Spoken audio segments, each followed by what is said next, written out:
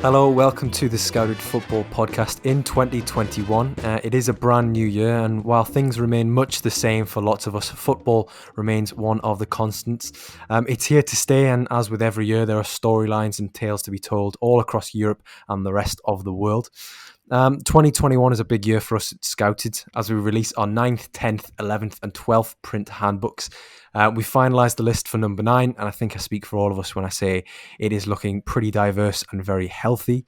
We'll have new layouts, new illustrations and new writers this time around, so plenty to look forward to and, as usual, plenty to tuck into. But back on the podcast front, and there's no let up in stories to tell. We were delighted with the response to our most recent episode, the title-winning tale of FK Bodø Glimt in Norway with Ben Wells.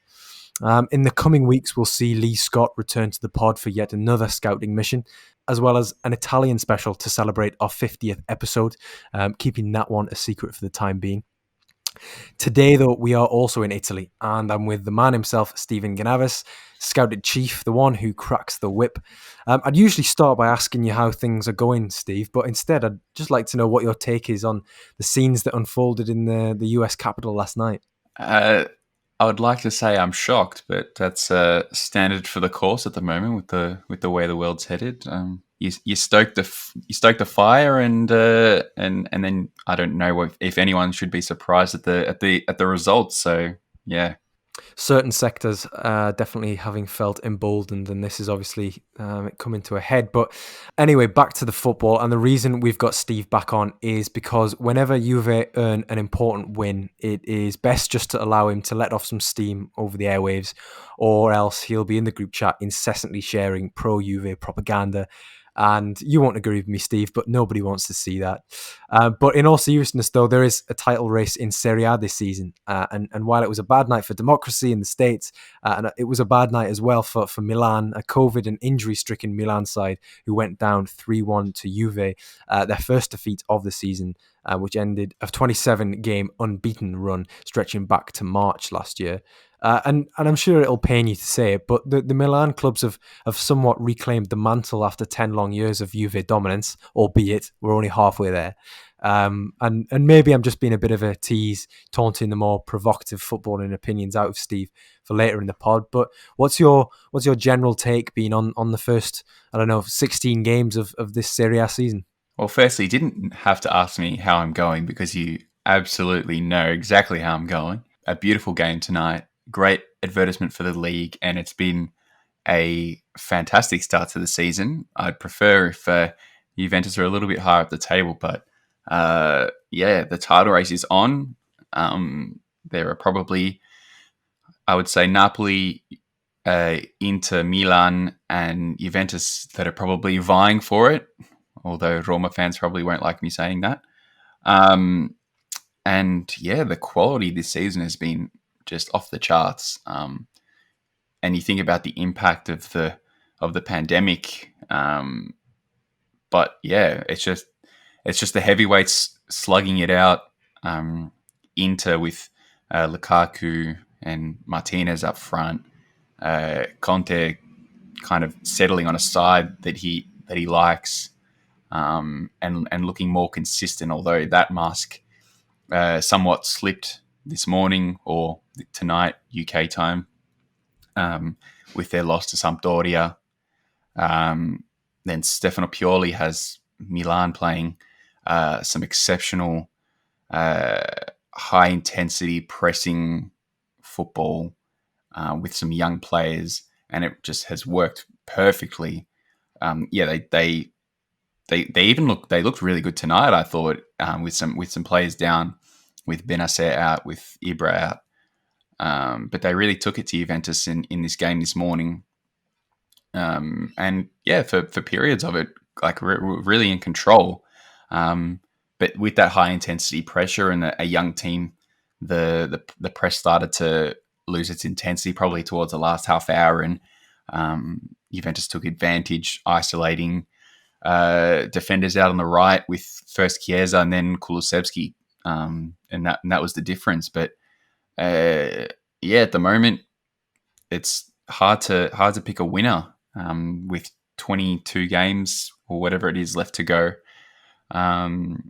obviously Juventus have the pedigree, but Inter and Milan look maybe a little bit fresher in a way. I guess 9 years of um, playing at this level for Juventus takes its toll, and you've got the change of manager, um, an aging squad in some areas, and a really young squad in others.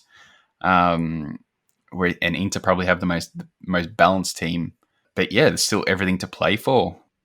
It makes perfect sense, I suppose, to begin with Milan in the fallout of that win for Juve tonight at San Siro. You're right in saying that they've been fun this season. They were quite good despite missing some key men, and it's good to see sort of them being title challengers once more.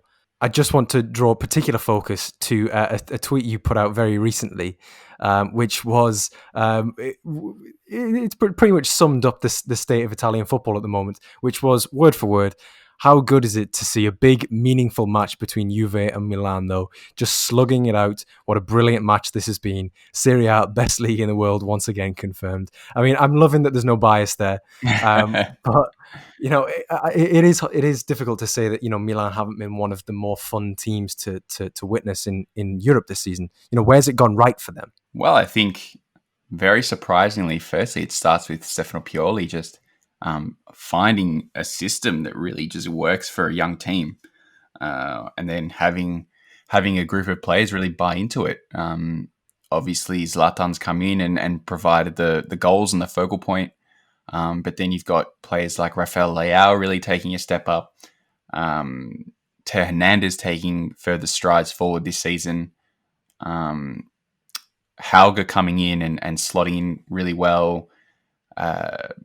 Davide Calabria taking steps forward. It's just, a lot of, and this is part of Pioli, that he's improved these players because he has introduced them into this pressing and high intensity philosophy that's, suits a young team with a lot of energy.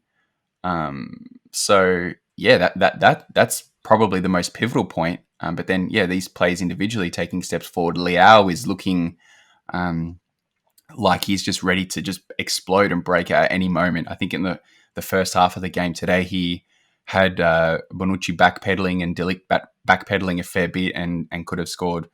And when you're learning your craft from Ibrahimovic, you're going to learn one or two things. And I think his game's become more well-rounded. Teo Hernandez is probably the number one big improver, although he got absolutely bodied by Federico Chiesa this morning. But going forward, he's been spectacular and still maturing as a defensive player. But yeah, all around the field, I think the only person that's really not been as impressive as we thought they might have been is Sandro Tonali, who I actually, I'll pat myself on the back. I thought that at 35 million, it wasn't a bargain to bring him in. And I think he's kind of just struggled to be as much of a difference maker as he was at Brescia. And maybe the kind of high octane style doesn't suit him as much, playing at the base of midfield as someone like Benacer. So all around though, this, compared to, some of the times that we think that Milan have been reborn over the last decade, I think now is the actual time where they've taken a step forward and are ready to compete again. Yeah, now definitely feels like a different dawning because there have been a few false dawns over the past decade, as you've said. Now it looks as though they've got a squad which they can build from, rather than sort of just trying to get the maximum from a certain set of players in a single season. The likes of Rafael Leao, the likes of Teo Hernandez, even Tonali, who hasn't hit the ground running. These players can build on the starts that they've made at this club. And just going back to Leao, obviously he came in from he came on from Lille after being at Sporting. Has got 4 goals and 3 assists in less than 850 minutes, I think it is, this season, which is a very good return. I know he's playing for one of the better sides, and obviously the team who's at the top of the table. But you have to appreciate that a lot of those goals are going to be taken by a certain 39-year-old Zlatan. And for me, my favourite performance of Leao's this season was against Roma. where he got a great double assist. You know, the first was a little scoop dink through into the box and really astutely finished, and then the second was a real showcase of what he can do out wide in those tighter spaces, kind of coming in off the left, making inroads towards the box, and then cutting it across. You know, it's those sort of more honed, refined showings that I think are emblematic of a player who's maturing. And yeah, he'd never really played out wide before he got to Milan as well. So that's a part of playing out wide is I think he's developed that creative aspects of his game. And again, it comes back to Pioli. It's putting him in those positions to improve as a player. And kind of Ibro started his career kind of moving out wide and developing himself as a more rounded forward in those ways as well. So. Leao's super exciting. His ceiling is monstrous. And so, yeah, I'm really, really intrigued to see what he can do going forward from here. Theo Hernandez as well. He's got quite a decent return in the goals and assists tallies this season, and I know it's sort of reductive to reduce players to those metrics, but it's not exactly bad for a left back, is it? You know, getting a handful of goals and a handful of assists as well already at the halfway stage. I think my favorite thing about Theo Hernandez is that I was watching a video recently where he scored at a full San Siro, and it was kind of one of those videos where you just think, God, I wish we could get that back. You know, we'd be so grateful to have that. But it was the stadium announcer, bellowing from the bottom of his lungs, Theo, Theo. And I thought it was absolutely fantastic. Gol! Con il numero 19! Theo! Theo! Theo! On Theo, you said that this evening he had a bit of a torrid time against Federico Chiesa and Dejan Kulusevski. Of course, I'm a big fan of Kulusevski.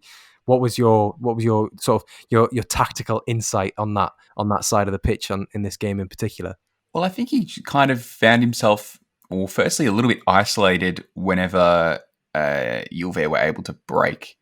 And I think when he did find himself isolated, especially for the second goal, he just left way too much space for Chiesa to swing onto his left and take a shot. So he just wasn't as active as he needed to be on the ball. And then the first goal, he just didn't track back quickly enough. So I think it's always been the key issue with him as a left back is he probably just lacks that little bit of discipline and a little bit of maturity in his style. But it's kind of the price you pay for someone that can be then such a game breaker going forward, that has pace to burn and stretches the game and hits the penalty box and has such an impact. So if he can continue to refine that aspect, and I think it has come quite a long way, but it's still got some way to go. But he'll get there. Across the city, of course, well, not even across the city, staying at San Siro, we've got Inter, who are also, again, this season, leveling some sort of title tilt. Of course, lost to Sampdoria last time out, with Antonio Candreva kind of breaking into hearts there, just ever so slightly. And at the start of the season, you described Inter as Ashraf Hakimi cutbacks FC. But it's not just cutbacks that he's doing this year, is it? No, well, he's got more goals and assists, which is perhaps not surprising, but impressive. It's not surprising given the positions he takes up in the final third. He was doing it for Dortmund. He was fantastic he was almost as if he was doubling as an auxiliary winger at times. Well, yeah, it's not surprising because he's done it before, and I was worried that it was going to drop off coming over from Dortmund and moving into Conte's system, but Conte really relies on his wing backs to provide a threat. And he normally kind of picks one side that's got a bit more of an attacker and the other side that kind of drops back a little bit more generally. But yeah, Hakimi is just absolutely dominated going forward, at least. And you got to think that Conte at Juve during his three-peat had Stefan Lichtsteiner just wreaking havoc down the right-hand side. So you can imagine what he can do with Hakimi, who is in another planet going forward compared to Lichtsteiner. We've all seen him, but Hakimi when he gets forward just looks like creating an opportunity, whether it's him shooting or as a cutting back to Lukaku. It's just from pretty much the first game, it looked like a natural kind of connection they had between each other. So and that's why it's scary. Is Inter straight away have just, as soon as he's come in, just look like a juggernaut that just scores so many goals. They put 6 past Crotone the other day, and they're looking scary, but have a tendency to slip up, which it's almost a bit Spursy into the last 10 years. So that game, the 6-2 against Crotone was Lautaro Martinez, the game in which he scored a hat-trick. And I'm just on the point of, describing Hakimi, Lukaku, Lautaro, that as a trio, I don't think it gets much better, really, does it, in terms of having players who are so suited to that system that Antonio Conte plays, because you're constantly going to get service, and a player like Lukaku who's confident that he can roll anybody, a player like Lautaro who's a battler, he's a fighter, he's going to fight for scraps, and also has in his own right quite a lot of individual quality, and technicality. I feel like it's a perfect mix, but as you say, they do have that, I don't want to say self-destruct button, because it's not as it's not as plain as being self-destructive, but they do have that mistake in them, that dodgy game, which if you're trying to topple 9 years of Juve dominance and trying to go toe to toe with your direct rivals Milan, then you can't really afford those slip ups. Well, yeah, it's the rock meets the hard place, because you've got the Antonio Conte, who is almost irrepressible in league football, coming up against Inter in the last decade or so, where they just always manage to slip up and start, I wouldn't say bottling it, but just start dropping points in games they shouldn't. Around this time of the season, I think January is they're notorious. But with those three, it's almost is a front three of Martinez, Lukaku, and Hakimi.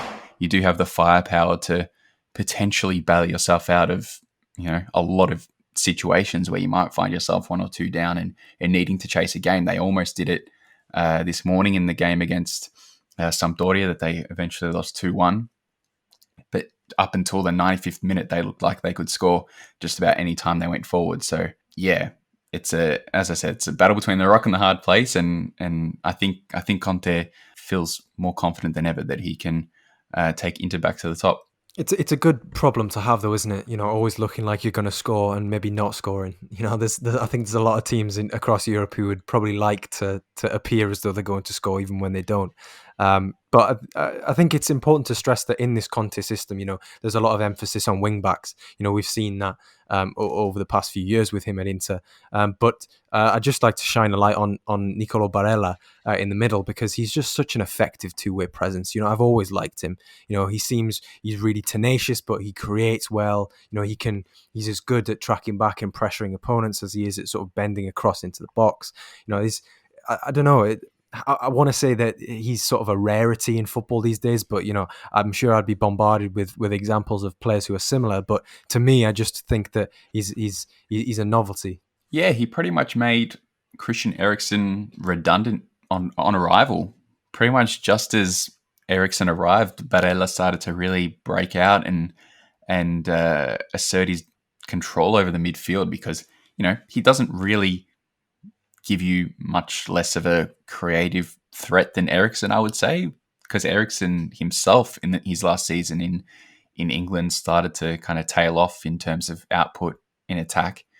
But then he offers so much more energy all around the ground as an active defensive player. So he has taken enormous strides. He was already fantastically talented, but in the last 12 months he has really probably asserted himself as probably the first on the team sheet for Italy's midfield for the Euros, I would say. So yeah, it's been meteoric, but and probably the best midfielder in Serie A this season. High praise indeed. Well, that just about covers the top two. In the second part of this Serie A Sessions podcast, we will discuss Roma and Juve in third and fourth.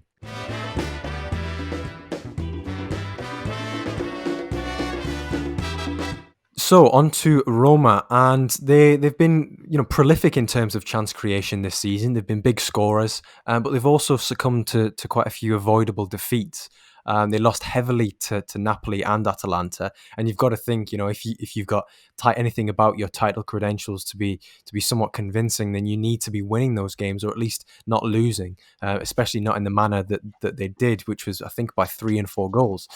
In the summer, they added Marash Kumbula from Hellas Verona, and I was just sort of wondering, it doesn't appear that as though he's played an awful lot. He's got around 500 minutes, but what's the adaptation sort of been? Yeah, well, there's a lot of just solid competition for a place in the 3-back. So they got Smalling, who was so good last year that he and Gianluca Mancini pretty much have strolled in, and then the last competition for a spot is with Ibanez that's come over.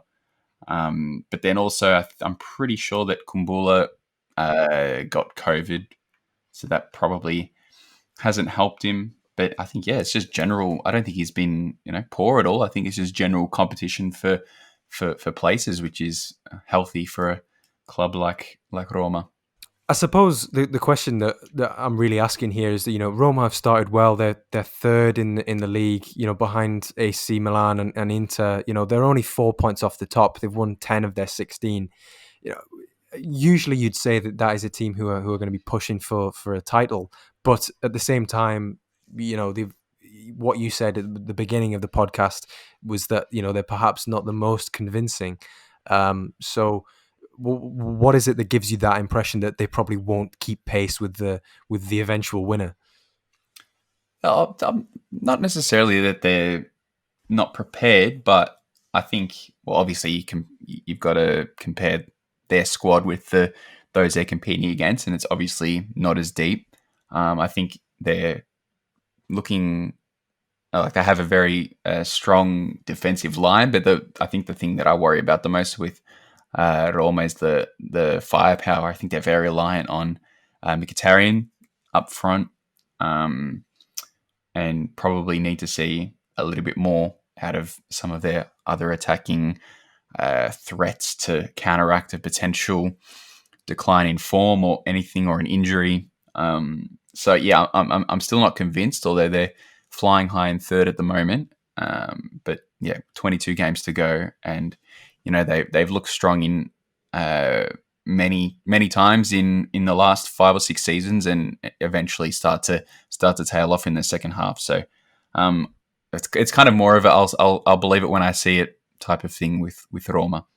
Well, hot on their tails though, only 3 points behind, and with a game in hand, you'll not need any reminding that is Juve in fourth. And I'm tempted to coax you into saying that this is perhaps the Lampard season. Pirlo perhaps getting a free pass because he's a club legend. If this was any other manager, the fan base would be up in arms that Juve were, before today's win against Milan, fifth in the table. What's the feeling towards Pirlo now? Well, to start with, I think the club hierarchy are quite pleased with how it's going.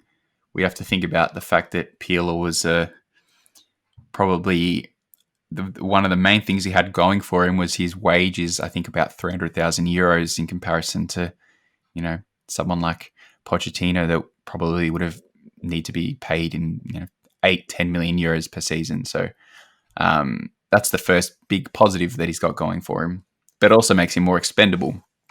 But nonetheless, yeah, I think they're quietly quite pleased. There were definitely teething issues, I think, in the first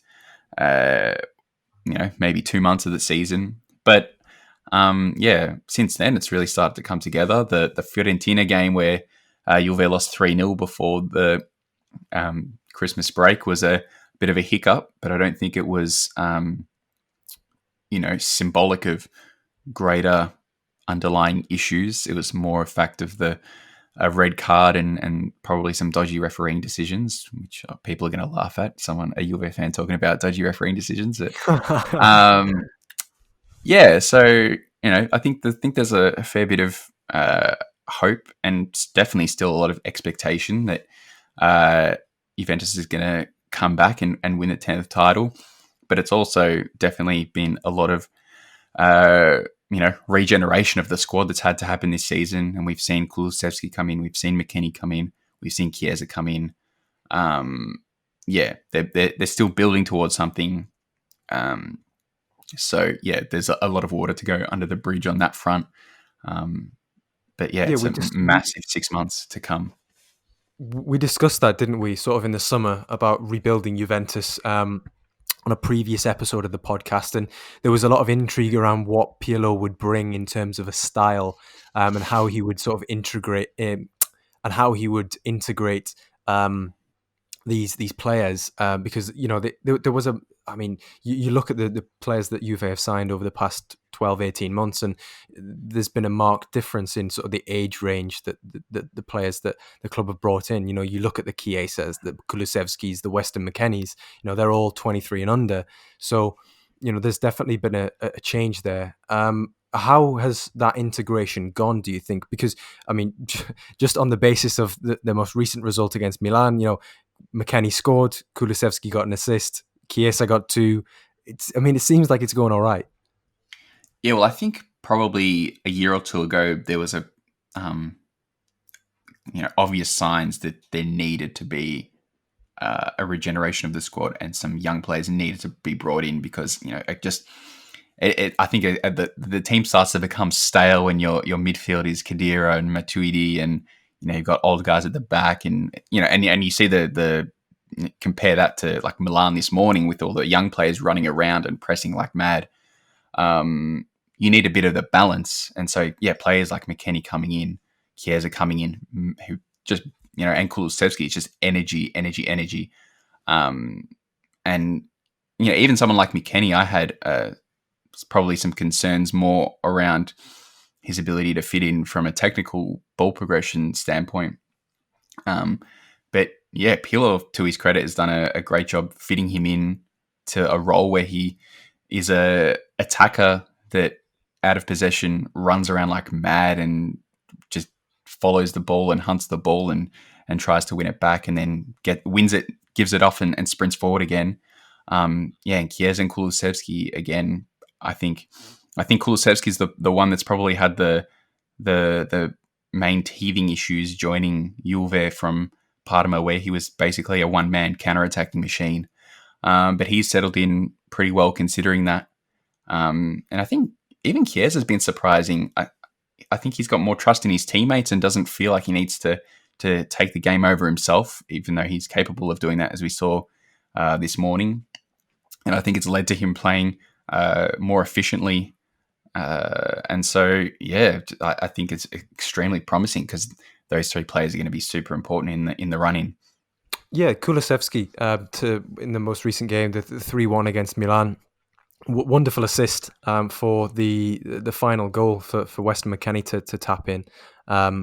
Just taking that ball on the right-hand side, driving forward into the penalty area, and then sort of facing up to 2 or 3 challenges or 2 or 3 bodies in the way of him getting a clear sight of goal or a clear opportunity to get to the byline. And I think it's just that, I think you described it as ungainly. He appears ungainly, but he's just got that ability to take the ball with his left foot, stroke it to one side, carry it in one smooth motion, and get past an opposing player just through just the fact that he's got those additional yards in his stride because he is so tall for a wide player.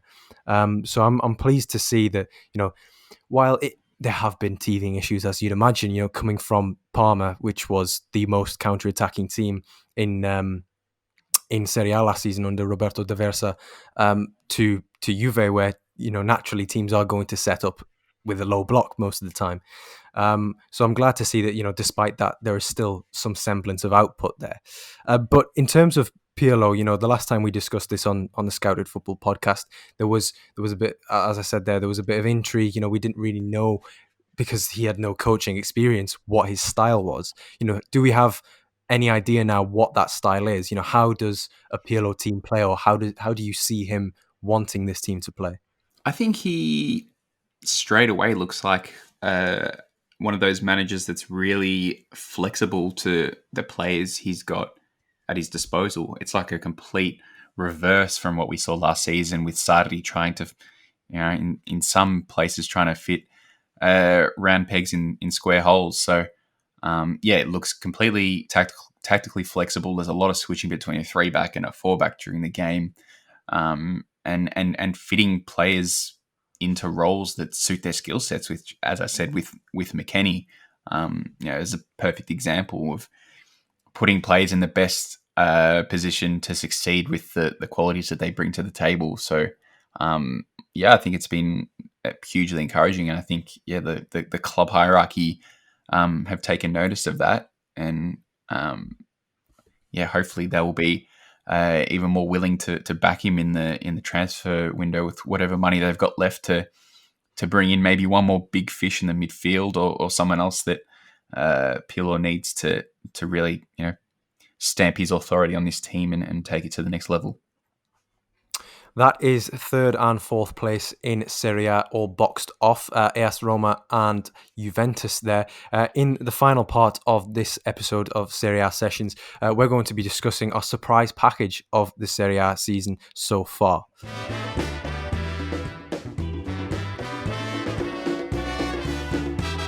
So, Steve, your surprise package from this first half of the Serie A season, who are you going with? Is it a team? Is it a player? Is it a coronavirus diagnosis? What is it? Not a coronavirus diagnosis, surprisingly, although there have been numerous in Serie A.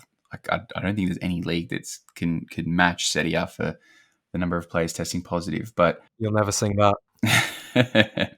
Premier League's starting to put in some hard yards in the last couple of weeks as well, so I won't talk too soon. But I think I have talked about this on the Patreon pod. But Gianluca Scamacca is my surprise package. We hadn't seen any of him in Serie A until this season, although he's been on the radar for a long time. And although the output hasn't been monstrous, the signs are all there about what he can do, what he can bring to a team. And, he's playing in one of the worst teams in the competition in Genoa, who are, I think, second from the bottom at the moment, and look, generally pretty terrible going forward. But he looks like the complete package. And, there's been a long time he's been kind of referred to as the next Ibra, because of his size, because of his skill set. And, and again, I think I did say this on the Patreon pod, and I don't want to put the mocker on him, but it just looks quality. Even in the game that Genoa played against Juventus, and obviously he's going to have a hard time trying to hold up the ball for others. Playing a lot of his game on the halfway line, but just looks really mature and just so strong, athletic, and then has also showed a creative part of his game that I wasn't quite aware how developed it was this season.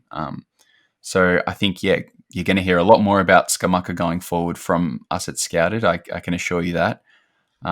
Keep your eyes peeled in the next month. And he'll be one to watch in the next 12 to 18 months, I think. Hopefully he finishes his loan at Genoa and ends up he could go back to his parent club Sassuolo, or go out and loan somewhere where he can be in a more functional attacking unit. Yeah, I think Scamacca is showing up on most radars at the moment purely because of his size. I mean, he's probably on most aircraft radars. He is enormous. And I would not want to be a centre-half playing in Italy, going up against him, even if I was playing for one of the better teams. He is just... I mean, Steve, what are you doing to combat the size of Scamacca if you're a defender? Not going body to body. I think, unless you have to, I think that's the go.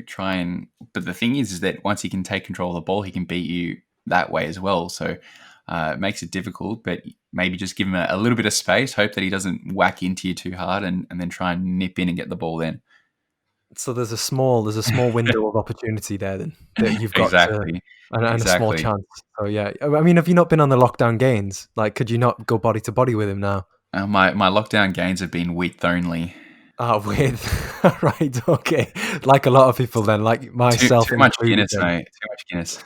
All right, okay, no, okay, I see how it is. My surprise package, I toyed between going with an individual player or a team, and then I ended up toying between two teams, and I've gone with Hellas Verona over Sassuolo, because even though Sassuolo are in fifth as it stands, Hellas Verona are in ninth. And that is more of a surprise because they're really tight at the back, and that's even though they lost Marash Kumbula, who went to Roma, as we mentioned previously. They've scored 20, they've conceded 15, which is the joint fewest in Serie A. They just keep it really tight at the back. Ivan Juric, former Croatian international, he's clearly doing something right there. And they've got some really good results this season. They've drawn with Juve and Milan and Roma before that was awarded as a 3-0 victory to Verona. And they beat Atalanta 2-0, which is, a real surprise. More so just keeping Atalanta quiet more than anything. So yeah, I've been very impressed with Hellas Verona. And if you get the chance, do check out Federico Di Marco's goal in Hellas Verona's most recent game, which was the 1-1 draw with Torino. That was an absolutely outstanding finish. I won't spoil it for you, but it's out of the top draw straight away. But yeah, Steve, do you have anything else to add about Serie A sessions? Well, yeah. While you're talking about Hellas Verona, they didn't just lose Kumbula; they also lost Rahmani as well. So two key central defenders out, and yet the machine keeps rolling. So it's as you said, it's extremely impressive. Just outing me there right at the end that I clearly hadn't done my homework properly, but. Yeah, that just about concludes this week's Scouted Football podcast installment. Thank you very much for tuning in. Keep an eye and an ear out for more pods in the next few weeks. As I say, there will be another Lee Scott's